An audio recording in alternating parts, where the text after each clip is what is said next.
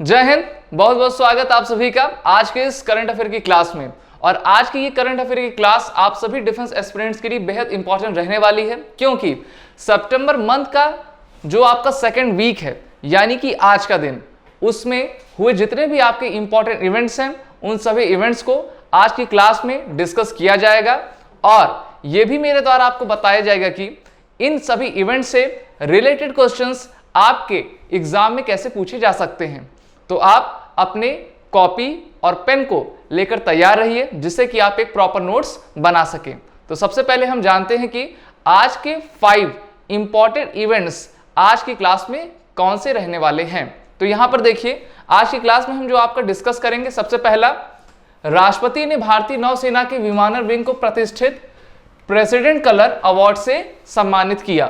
अब ये president colour होता क्या है, इसकी शुरुआत कब की गई थी और इससे संबंधित वर्तमान में जितने भी जुड़े तथ्य हैं उनको हम आज चर्चा करेंगे। दूसरा, भारत 2023 में करेगा G20 शिखर सम्मेलन की मेजबानी। तो देखिए, वर्ष 2021 और 2023 भारत के लिए सबसे महत्वपूर्ण रहने वाला है और G20 एक आपका अंतर्राष्ट्रीय संगठन है, तो उससे भी संबंधित प्रश्न और आपके महत्वपूर्ण इवेंट्स के बारे में हम जानेंगे। तीसरा, India becomes first Asian nation to launch plastic pact. तो देखिए, पहला क्वेश्चन तो आपकी इसी हेडिंग से हो गया, और भी क्वेश्चन क्या बन सकते हैं आपके इस क्वेश्चन से, इस इवेंट से, वो भी हम जानेंगे। फिर fourth, Guinness world record recognises Ronaldo for most goals score. ठीक है, तो आप जानते हैं कि रोनाल्डो जो कि फुटबॉल के खिलाड़ी हैं, उन्होंने अभी विश्व में सर्वाधिक गोल कर लिए हैं और इनसे संबंधित प्रश्न किस प्रकार से पूछे जा सकते हैं और सबसे महत्वपूर्ण तथ्य क्या हैं इस इवेंट से रिलेटेड हम जानेंगे। और लास्ट में भी आपका सबसे इंपॉर्टेंट इवेंट, जिसको हम टोक्यो पैरालंपिक्स 2020 कहते हैं, अभी वो संपन्न हुए हैं, उसमें भारत की स्थिति क्या थी और वहां से किस प्रकार के क्वेश्चन आपके एग्जाम में बन सकते हैं, हम जानेंगे। यहां पर देखिए, Tokyo Paralympics 2020 India finishes 24th with record 19 medals, यानी कि भारत ने इस टोक्यो पैरालंपिक्स में, जिसमें 160 देशों ने प्रतिभाग लिया था, उसमें भारत का 24वां स्थान है 19 मेडल को लेकर। तो चलिए शुरुआत करते हैं आज की क्लास की अपने पहले इवेंट से। तो देखिए, पहला इवेंट है आपका Indian navy aviation wing honoured with prestigious president colour award, यानी कि भारतीय नौसेना की जो एविएशन विंग है उसको जो है सबसे सम्मानित प्रेसिडेंट कलर अवार्ड से नवाजा गया है। अब ये होता क्या है, अभी आप यहाँ पे देख रहे हैं कि हमारे महामहिम राष्ट्रपति जी हैं और भारतीय नौसेना है जिसको प्रेसिडेंट कलर अवार्ड दिया गया है। तो चलिए इसके बारे में पढ़ते हैं। और आज की क्लास आपकी हिंदी और इंग्लिश दोनों में ही है, आप सभी इसका स्क्रीनशॉट भी ले सकते हैं और साथ ही साथ एक आप प्रॉपर नोट्स भी इसकी बना सकते हैं। तो चलिए सबसे पहले हम पढ़ते हैं और जानते हैं। राष्ट्रपति रामनाथ कोविंद ने गोवा के पंजिम के पास स्थित आईएनएस हंसा बेस पर आयोजित एक औपचारिक परेड में भारतीय नौसेना उड्डयन को, यानी कि आपके इंडियन नेवल एविएशन को प्रेसिडेंट कलर से सम्मानित किया है। इस अवसर पर राष्ट्रपति को भारतीय नौसेना द्वारा गार्ड ऑफ ऑनर दिया गया। राष्ट्रपति का रंग राष्ट्र के लिए असाधारण सेवा के सम्मान में एक सैन्य इकाई को दिया जाने वाला सर्वोच्च सम्मान है, यानी कि ये जो आपका प्रेसिडेंट्स कलर है, जिसको हिंदी में हम कह सकते हैं राष्ट्रपति कलर, वो भारत के किसी भी आर्म टुकड़ी को दिया जाने वाला सबसे सम्मानित पुरस्कार है, जिसकी स्थापना कब की गई थी अभी हम जानेंगे। और इससे महत्वपूर्ण क्वेश्चन आपके कैसे बन सकते हैं। पिछले साल आपका गुजरात पुलिस को प्रेसिडेंट कलर अवार्ड से सम्मानित भी किया था, इसको भी आप नोट डाउन कर सकते हैं। तो चलिए इससे जुड़े और भी हम फैक्ट जानते हैं। तो यहां पर आप देखिए, the Indian navy was the first among the Indian arm forces to be awarded the president colour on 27 May 1951 by doctor Rajendra Prasad, यानी कि जब भारत इंडिपेंडेंस को प्राप्त हुआ, भारत को स्वतंत्रता मिली, तो सबसे पहली बार 27 मई 1951 को भारतीय नौसेना को ही आपका सबसे पहला प्रेसिडेंट कलर अवार्ड से सम्मानित किया गया था, वो भी भारत के पूर्व और प्रथम राष्ट्रपति डॉक्टर राजेंद्र प्रसाद के द्वारा। और भी तथ्य यहां पर आप पढ़िए। Subsequent recipient of the president colour in the navy include, अब देखिए भारतीय नौसेना में आपकी सदर्न नेवल कमांड को, ईस्टर्न नेवल कमांड को, वेस्टर्न नेवल कमांड को, ईस्टर्न फ्लीट को, वेस्टर्न फ्लीट को, सबमरीन आर्म को और आईएनएस शिवाजी को, साथ ही साथ इंडियन नेवल एकेडमी जो कि आपकी एजीमाला केरला में है, इन सभी शाखाओं को प्रेसिडेंट कलर से सम्मानित किया जा चुका है और इस बार इंडियन नेवल एविएशन को इस पुरस्कार से सम्मानित किया गया है। तो इतनी महत्वपूर्ण खबरें, बातें आपके इस इवेंट से संबंधित है। तो हर चीजों को आप नोट्स बनाते चलिए, सभी को रिवाइज करते चलिए, क्योंकि मेजर कृषि क्लासेस की तरफ से हर वीकली आपके लिए करंट अफेयर की क्लास लाई जाती है, जिससे कि आपका एक भी इवेंट जो कि आपके एग्जाम के पर्सपेक्टिव से बेहद अहम है वो छूटने ना पाए। तो बढ़ते हैं अपने नेक्स्ट इवेंट की तरफ और जानते हैं कि आपका नेक्स्ट इवेंट है क्या। तो यहां पर देखिए, अभी आपने हेडिंग पढ़ी, India to host G20 summit in 2023। G20 विश्व का सबसे बड़ा मंच जिसको हम ग्रुप ऑफ 20 के नाम से जानते हैं। 2023 में भारत इस G20 की मेजबानी करेगा। ओके, अब G20 की स्थापना कब हुई? जब इसकी स्थापना हुई थी तब इसमें कितने मेंबर्स थे? G7, G8 और G20 में क्या अंतर है? इसमें कौन कौन से देश शामिल हैं? ठीक है, ये सभी बातें अभी मैं आपको बताने जा रहा हूं। तो देखिए, सबसे पहले G20 की फॉर्मेशन जब आपकी हुई थी तो वो आपकी 1998 में हुई थी, जब आपका फाइनेंशियल क्राइसिस हुआ था। साथ ही G20 को बनाने वाली जो पहली संस्था थी उसका नाम था आपका G7 यानी कि ग्रुप ऑफ 7। ठीक है, और ग्रुप ऑफ 7 में कितनी कंट्रीज हैं? तो यहां पर आप देख पा रहे हैं, इसका आप स्क्रीनशॉट ले लीजिए और बेहतर हो तो आप इसको लिखते भी जाइए। तो देखिए, G7 में आपका Canada, France, Germany, Italy, Japan, United kingdom और अमेरिका, ये सभी 7 देश आपके हाईली डेवलप्ड कंट्रीज है, यानी कि ये इंडस्ट्रियलिस्ट कंट्री हैं, ये औद्योगिक देश हैं, ये आपके विकसित देश हैं। ठीक है, फिर आपका 1997 में ही एक और देश इसमें जुड़ा था और G7 का नाम बदलकर हो गया था G8, जिसमें रशिया था। रशिया इसमें वर्ष 2013-14 तक था, उसके बाद रशिया इस ग्रुप से बाहर हो गया। अब ये ग्रुप क्या है? G7 है। ओके, और अगर आप G20 देखेंगे, G20 में ये पूरे देश शामिल हैं। ठीक है, जिसमें आपके 19 कंट्री और एक यूरोपियन यूनियन भी इसमें सम्मिलित है, जिसमें आपका Argentina, Australia, Brazil, India, European union, China, Indonesia, Mexico, Saudi Arabia, Turkey, south Korea और साउथ अफ्रीका। अगर हम G20 की और साथ ही साथ ये भी देश यानी कि G7 और G8 वाले भी देश इसमें शामिल हैं। आपका G20 जो संगठन है, ऑर्गेनाइजेशन है, वो एक इंटर गवर्नमेंटल आपका संगठन है जो कि पूरे विश्व की 80% इकोनॉमी को कवर करता है। जी हाँ, 80% की इकोनॉमी को कवर करता है और जिसमें विश्व के 2/3 जनसंख्या निवास करती है इन 20 देशों में। ओके, जिसमें 19 देश हैं और एक आपका यूरोपियन यूनियन है। चलिए अब आगे बढ़ते हैं और भारत के परिप्रेक्ष्य में जानते हैं कि ये G20 भारत के लिए 2023 में और 2021 में कैसे महत्वपूर्ण रहने वाला है। तो यहां पर आप देखिए, India will hold the G20 presidency from December 1, 2022 and will convene the G20 Leaders Summit in 2023 for the first time। यानी कि भारत 1 दिसंबर 2022 से G20 की अध्यक्षता करेगा। ओके, और अपनी अध्यक्षता में 2023 में पहली बार G20 नेताओं के शिखर सम्मेलन का आयोजन करेगा। केंद्रीय वाणिज्य और उद्योग मंत्री पीयूष गोयल को 2023 18वें संस्करण में G20 के लिए भारत का शेरपा नियुक्त किया गया है। शेरपा एक राजनयिक होता है जो शिखर सम्मेलन से पहले प्रारंभिक कार्य की देखरेख करता है। G20 समिट का संस्करण 2021 का संस्करण रोम, इटली में आयोजित किया जाएगा। ठीक है, यानी कि 2021 का जो संस्करण है वो कहां पे आयोजित किया जा रहा है? रोम, इटली में। प्रश्न आपसे पूछ सकता है। साथ ही साथ 2022 की G20 बैठक इंडोनेशिया के बाली में आयोजित की जाएगी। तो 2021 आपका रोम, इटली और 2022 आपका इंडोनेशिया, बाली। और इसके प्रेसिडेंट कौन है? अभी मारियो ड्रैगी हैं और आपके G20 की स्थापना 26 सितंबर 1999 में की गई थी। तो इतनी बातें, 2023 में 18वां संस्करण होगा जिसकी अध्यक्षता भारत करेगा। ठीक है, और ये कब शुरुआत होगा? तो इसकी शुरुआत आपकी 1 दिसंबर 2022 से की जाएगी। अब अगर आपसे प्रश्न पूछ ले कि जो भारत 2023 में इसका प्रतिनिधित्व करेगा तो उसके शेरपा कौन होंगे? आपका प्रश्न होगा सर शेरपा क्या होता है? तो देखिए, शेरपा अधिकारी भी हो सकता है, शेरपा कोई आपका पॉलिटिशियन भी हो सकता है, और शेरपा किसी भी ऑर्गेनाइजेशन में ये बात निर्धारित करता है कि जो भी हमारी मीटिंग होगी वो किन किन पॉइंट्स पे होगी, उनका सब्जेक्ट क्या होगा और किन किन कंट्रीज को बुलाना है, क्या हमें पहल करनी है। तो ये पूरा काम रहता शेरपा का, और शेरपा सबसे इंपॉर्टेंट आपका एक पद होता है किसी भी ऑर्गेनाइजेशन में।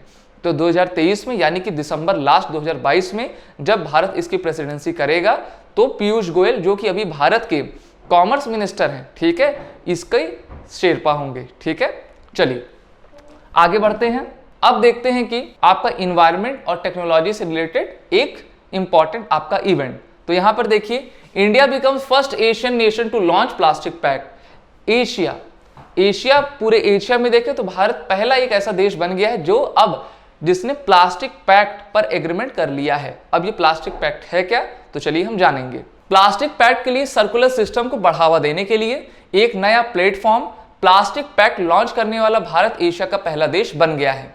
भारतीय उद्योग परिसंघ, जिसको आपका the India plastic pact platform was launch by the September 3, 2021 by the British high commissioner to India Alexander Ellis, यानी कि ब्रिटेन के जो आपके हाई कमिश्नर हैं अलेक्जेंडर एलिस के द्वारा इसकी शुरुआत की गई। ओके, और भारतीय उद्योग परिसंघ द्वारा आयोजित 16वें सस्टेनेबिलिटी समिट में भारत में ब्रिटिश उच्चायुक्त अलेक्जेंडर एलिस द्वारा 3 सितंबर 2021 को India plastic pact platform launch किया गया था।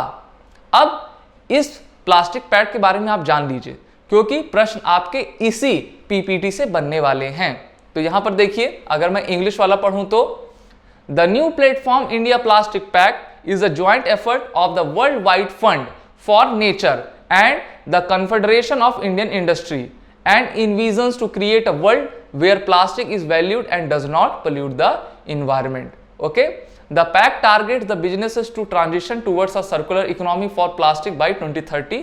The initiative supported by UK Research and Innovation and RAP, a global NGO based in the UK and endorsed by the British High Commission in India.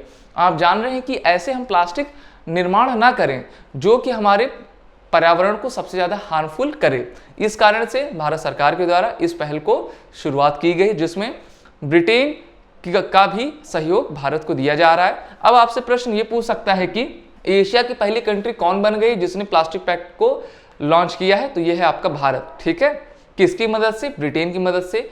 और इसको आपका इस platform को launch करने वाला पूरा ऑर्गेनाइजेशन कौन कौन सा है, तो यहां पर देखिए आप world wide fund for nature India, साथ ही साथ कन्फेडरेशन ऑफ इंडियन इंडस्ट्री के द्वारा इस पहल की शुरुआत की गई है। ठीक है, यही दोनों आपके इस प्लास्टिक पैक्ट को आगे बढ़ाने में पूरा अपना कार्य कर रहे हैं। तो यह है आपका इंडिया प्लास्टिक से रिलेटेड कुछ इंपॉर्टेंट चीजें, इसको नोट डाउन कर लीजिएगा। और इसका उद्देश्य है कि 2030 तक जो है सर्कुलर इकोनॉमी बने, यानी कि प्लास्टिक के क्षेत्र में हम एक सर्कुलर इकोनॉमी बने कि हम प्लास्टिक पर अपनी डिपेंडेंसी कम करें और प्लास्टिक का यूटिलाइजेशन इस प्रकार से करें कि हम अपनी आवश्यकता भी पूरी कर लें और अपने इन्वायरमेंट को बचा भी सकें। चलिए अपने नेक्स्ट इवेंट पे बढ़ते हैं, और नेक्स्ट इवेंट है आपका स्पोर्ट से रिलेटेड।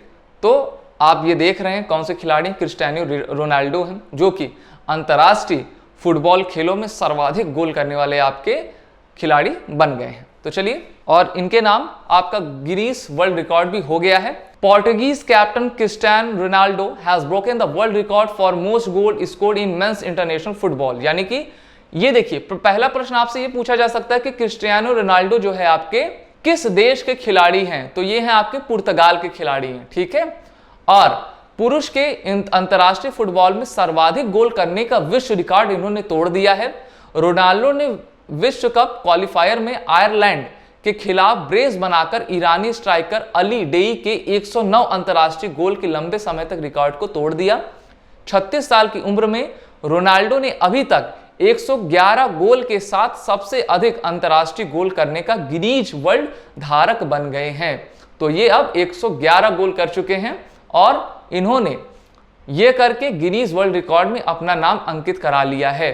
तो क्वेश्चन आपसे पूछ सकता है कि ये किस देश के खिलाड़ी हैं, तो ये आपके पुर्तगाल के हैं। इन्होंने किसका रिकॉर्ड तोड़ा है, तो अली डेई का। ठीक है, इन्होंने जो है आपका अली डेई फुटबॉलर का रिकॉर्ड तोड़ा है जो कि आपके ईरान के प्लेयर हैं। तो इनका भी नाम आप लिख लीजिए, ईरानियन स्ट्राइकर अली डेई। ठीक है, जिन्होंने 109 स्कोर किया था, गोल किए थे, और इसी प्रकार से क्रिस्टियानो रोनाल्डो ने इनका रिकॉर्ड तोड़ दिया और गिनीज वर्ल्ड रिकॉर्ड में अपना नाम अंकित करवा लिया है। अब गिनीज वर्ल्ड रिकॉर्ड से संबंधित कुछ हम अन्य तथ्य जान लेते हैं। तो यहां पर आप देखिए, Guinness world book of records ने क्रिस्टियानो रोनाल्डो को एक व्यक्ति द्वारा बनाए गए अंतर्राष्ट्रीय फुटबॉल मैचों में सबसे अधिक गोल करने के लिए विश्व रिकॉर्ड तोड़ने वाले के रूप में मान्यता दे दी है। रोनाल्डो ने अपने मूल पुर्तगाल के लिए 2003 और 2021 के बीच 18 साल की अवधि में लगातार गोल करने के लक्ष्य हासिल किए हैं। यानी कि 18 साल के अंतराल में इन्होंने आपका 111 गोल कर लिया है और इस प्रकार से गिनीज वर्ल्ड बुक रिकॉर्ड में अपना नाम दर्ज करवा लिया है। अब चलिए आज का लास्ट और सबसे मोस्ट इंपॉर्टेंट इवेंट आपका Tokyo Paralympics. Okay, Tokyo Olympics के बारे में हम तो पढ़ा चुके हैं आपको। अब टोक्यो पैरालंपिक्स के बारे में जानने आपके लिए बेहद जरूरी है, क्योंकि दोनों ही यानी कि टोक्यो ओलंपिक्स और टोक्यो पैरालंपिक्स दोनों ही इवेंट से आपके एग्जाम में प्रश्न पूछे जा सकते हैं। तो देखिए, अभी टोक्यो पैरालंपिक्स आपका 2021 अभी हाल ही में संपन्न हुआ है। अब देखते हैं कि मेडल टैली क्या रही और भारत के परिप्रेक्ष्य से किस प्रकार के प्रश्न आपके एग्जाम में बन सकते हैं। तो यहां पर आप पढ़िए, भारत ने टोक्यो पैरालंपिक 2020 में अपना अभियान 19 पदकों के सर्वकालिक उच्च स्तर के साथ समाप्त किया, जिसमें 5 आपके गोल्ड मेडल हैं, 8 सिल्वर मेडल हैं और 6 आपके ब्रॉन्ज मेडल शामिल हैं। यह पैरालंपिक खेलों के एकल संस्करण में भारत के लिए सर्वश्रेष्ठ मेडल टैली है, यानी कि इससे पहले भारत ने कभी इतना पदक नहीं जीता है। भारत कुल 162 देशों में आपका 24वें स्थान पर है। ठीक है, अब आगे देखते हैं कि इस बार जो है जब भी आपका ओलंपिक्स होता है, जब ओलंपिक शुरू होता है, ओलंपिक खत्म होता है, तो भारत की तरफ से और हर देश की तरफ से उसके फ्लैग बियरर होते हैं, यानी कि ध्वजवाहक होते हैं। अब इस टोक्यो पैरालंपिक्स में भारत की तरफ से किसी ने कौन फ्लैग बियरर बना, तो उसका भी नाम आप नोट कर लीजिए। पहला, javelin thrower Tegh Chandra was the flag bearer opening ceremony of the Tokyo Paralympics, यानी कि जब ओपनिंग सेरेमनी हुई तो भारत के तेग चंद्र जो कि आपके जैवलिन थ्रोवर हैं, यानी कि भाला फेंक की खिलाड़ी हैं, उनके द्वारा जो है फ्लैग बियरिंग की गई। 2-3 प्रश्न आपके पहले लाइन से बन सकता है। पहला, तेग चंद्र किस खेल से संबंधित खिलाड़ी हैं, तो ये आपका जैवलिन थ्रो से संबंधित प्लेयर हैं। दूसरा, भारत के द्वारा कौन सा खिलाड़ी ने टोक्यो पैरालंपिक्स 2020 में फ्लैग बियरिंग की, ओपनिंग सेरेमनी में जो है ध्वजवाहक बने, तो ये है आपके तेग चंद्र। ठीक है, अब दूसरा, शूटर अवनी लेखरा, जिनका नाम अभी खूब आ रहा है, जिन्होंने गोल्ड भी जीता है 10 मीटर एयर राइफल में, was India's flag bearer at the closing ceremony, तो क्लोजिंग सेरेमनी में आपका शूटर अवनी लेखरा को बनाया गया। फिर India sent its biggest ever contingent of 54 Paralympics athletes at the Tokyo Paralympics to complete across as a 9 sporting discipline at the games, यानी कि भारत के द्वारा सबसे बड़ा कंटिजेंट भेजा गया था 54 लोगों का, 54 एथलीट्स का, जिन्होंने 9 गेम्स में पार्टिसिपेट किया। प्रायर टू दिस, इससे पहले इंडिया हैड वोन a total of 12 Paralympics medals since making it's first appearance at the Paralympics in 1968 till the 2016 Rio de Janeiro. Okay, the Indian theme song of the Paralympics 2020, प्रश्न यहां से आपका जरूर पूछा जा सकता है कि इस बार के टोक्यो पैरालंपिक्स के सॉन्ग यानी कि थीम क्या रखी गई। तो देखिए, इसको आप नोट कर लीजिए, कर दे कमाल तू, कर दे कमाल तू, ये जो है आपकी थीम रखी गई। द कंपोजर कौन है, इसके कंपोजर और सिंगर संजीव सिंह है, जो कि एक दिव्यांग खिलाड़ी हैं। ठीक है, जो कि आपके लखनऊ से आते हैं, जो फॉर्मर क्रिकेटर रह चुके हैं, दिव्यांग है, यानी कि एक पैरा एथलेटिक्स हैं, और इनके द्वारा कर दे कमाल तू आपके एक थीम गीत की रचना, कंपोजिशन, और इन्होंने ही उसको गाया है। ठीक है, इसको रखा गया है। अब हिंदी वाले इसको हिंदी में देख लीजिए। भारतीय ध्वजवाहक फिर से मैं बता देता हूं, तो आपके जैवलिन थ्रोवर तेग चंद्र हैं, जिन्होंने आपके ओपनिंग सेरेमनी में ध्वजवाहक बने, और आपके क्लोजिंग सेरेमनी में कौन बना, तो अवनी लेखरा। ठीक है, निशानेबाज अवनी लेखरा बनी है। और भारत ने टोटल 54 पैरालैथिक्स को भेजा। 1968 में भारत ने 12 पदक जीते थे आपके, और इस बार जो है भारत सबसे अधिक 19 पदक जीता, जिसमें आपके 5 स्वर्ण मेडल भी शामिल हैं। फिर इस बार का जो गीत था, थीम था, वो क्या था, कर दे कमाल तू, जिसको किसके द्वारा लिखा गया है, आपका संजीव सिंह के द्वारा। और संजीव सिंह एक क्रिकेट के खिलाड़ी हैं, पूर्व क्रिकेटर हैं। और भी कुछ इंपॉर्टेंट तथ्य। अब आपका गोल्ड किसने किसने जीता है हम देख लेते हैं। तो यहाँ पे देखिए list of Indian medallist winners of the Tokyo Paralympics 2020, और वो भी गोल्ड की श्रेणी में हम देखते हैं। तो टोटल 5 लोगों ने स्वर्ण पदक जीता है आपके टोक्यो पैरालंपिक्स में। एथलेटिक्स सुमित अंटिल, इन्होंने मेंस जैवलिन थ्रो में जीता है। बैडमिंटन में प्रमोद भगत, जिन्होंने आपके पुरुष एकल में जीता है बैडमिंटन में। बैडमिंटन में कृष्णा नागर मेंस पुरुष एकल में जीता। शूटिंग में मनीष नरवाल, जिन्होंने मिक्स्ड 50 मीटर पिस्टल में जीता, यानी कि 50 मीटर की दूरी पर इन्होंने निशाना लगाया और स्वर्ण पदक भारत को दिलाया। उसके बाद अवनी लेखरा, ठीक है, अवनी लेखरा, ये सभी शूटिंग से संबंधित हैं और इन्होंने महिला की 10 मीटर एयर राइफल में जो है स्टैंडिंग में जो है आपका गोल्ड मेडल अपने नाम किया है। तो ये आपके 5 स्वर्ण मेडल है, ठीक है। हिंदी वाले हिंदी में देख लीजिए। अब देखते हैं कुछ अन्य तथ्य, इंपॉर्टेंट फैक्ट्स आपके।